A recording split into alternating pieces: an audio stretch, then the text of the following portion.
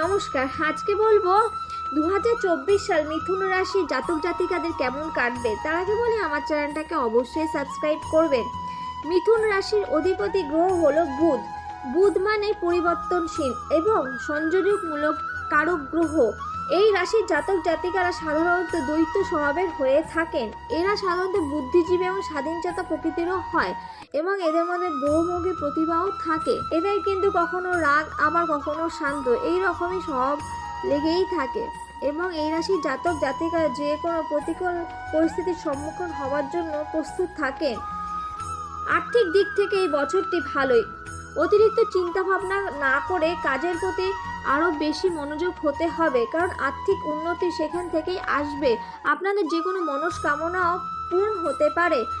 আপনাদের আয়ও যেমন হবে ব্যয়ও হবে, তাই জন্য ভারসাম্য বজায় রাখাই উচিত। যারা চাকরি করেন তাদের পদোন্নতি এবং বেতন বৃদ্ধিও হতে পারে। এই রাশির জাতক জাতিকাদের পারিবারিক দিক সময়টা উপযুক্ত। মা বাবা সকলের স্বাস্থ্যই ভালো থাকবে। পরিবারে ভালো সুখবরও বয়ে আনবে। পরিবারের সকলের চাহিদাও পূরণ করতে পারবেন এই বছর আপনার। এর ফলে আপনার সম্মানও বাড়বে সবার কাছে। মিথুন রাশির জাতক জাতিকারা যারা ব্যবসা করেন তাদের ক্ষেত্রে কিন্তু ভালো উন্নতির যোগ রয়েছে, কিন্তু অবশ্যই খেয়াল রাখতে হবে এবং কাজের প্রতি সতর্ক থাকতে হবে। বেশি ধ্যান দিতে হবে কাজের দিকে। আপনার ভাগ্য আপনার সহায় হবে। যদি সতর্ক না হন তাহলে পরবর্তী সময় কিন্তু কিছু সমস্যা আসতে পারে। অবশ্যই নিজের কঠোর পরিশ্রমের দ্বারা আপনি সেই সমস্যা কাটিয়ে উঠতে পারবেন। ব্যবসা ক্ষেত্রে আপনি ভালো মুনাফা লাভ করতে পারবেন। যারা নতুন ব্যবসা করার জন্য কোনো নতুন পরিকল্পনা করছেন তাদের জন্য কিন্তু সময়টি শুভ হতে চলেছে। এই বছর মিথুন রাশির জাতক জাতিকারা যারা পরীক্ষার্থী তাদের ভালো ফল করতে পারবেন। যারা উচ্চশিক্ষার জন্য চেষ্টা করছিলেন কোনো ভালো জায়গায় তাদের জন্য এপ্রিল মাসের পরের থেকে ভালো আসতে চলেছে। ভবিষ্যতের জন্য কোনো বড় সিদ্ধান্ত নিতে পারেন। বিদেশে যেতে যারা চাইছিলেন এতদিন ধরে কিন্তু কোনো কারণে বাধা আসছিল, এই বছরটা তাদের জন্য ভালো।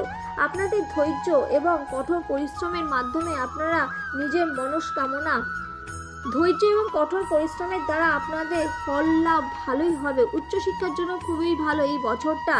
যারা উচ্চশিক্ষা করেছেন এবং পড়াশোনার বিষয় তারা কিন্তু বিশ্ববিদ্যালয় বা কোনো শিক্ষা প্রতিষ্ঠানে চাকরির সুযোগও পেয়ে যাবেন। যারা প্রতিযোগিতামূলক পরীক্ষা বসতে চান তাদের অবশ্যই এপ্রিলের পর থেকে শুভ হতে চলেছে। এই বছরটা আপনাদের শরীর স্বাস্থ্যের দিকে সচেতন থাকতে হবে। বিশেষ করে এপ্রিল মাস পর্যন্ত সতর্ক থাকতেই হবে। এই সময় আপনাদের চোট আঘাত লাগতে পারে। রাস্তাঘাটে সাবধানে চলাফেরা করুন এবং বাড়িতেও সাবধানেই থাকা প্রয়োজন আছে। নিজের রাগকে নিয়ন্ত্রণ করতে হবে। রাগের বশে এমন কাউকে কোনো কিছু বলবেন না যার ফলে আপনার সমস্যা আরও বেশি তৈরি হতে পারে পরবর্তী সময়, এবং রাগের বশেই কিন্তু আপনার শরীর স্বাস্থ্যও খারাপ হতে পারে। আপনার কিছুটা ঘুমের সমস্যা আসতে পারে। অযথা টেনশন করবেন না। যদি কিছু হয় আপনি চিকিৎসকের কাছে পরামর্শ নিন, অবশ্যই এর ফলে ভালো ফল পাবেন। তাছাড়াও আপনি নিজের শরীরচর্চার দিকেও মন দিন। খাবার দাবার বুঝে শুনে খাবেন এবং মেডিটেশন করাও কিন্তু আপনার জন্য ভালো। আজকের জন্য এইটুখানি। নমস্কার।